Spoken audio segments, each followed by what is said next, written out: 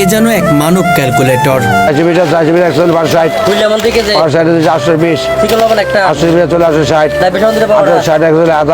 মুহূর্তেই হাজার হাজার লক্ষ লক্ষ টাকার হিসাব কোনো ক্যালকুলেটর বা মোবাইল ডিভাইস ছাড়াই মিলিয়ে দেন তিনি।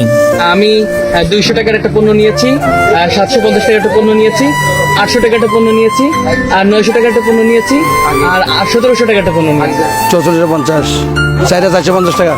তার হিসাব এতটাই দ্রুত ও নিখুঁত যে ক্যালকুলেটরও হার মানবে।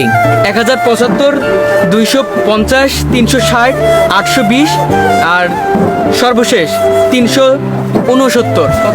আগে 3144 লেভেল, 3144। অথচ তিনি উচ্চশিক্ষিত কেউ নন, তিনি একজন সাধারণ মুদি দোকানদার রতন মজুমদার। প্রতিদিন তার দোকান থেকে লক্ষ লক্ষ টাকার পণ্য বিক্রি হয়। আমরা যত হাজার টাকার বাজার করি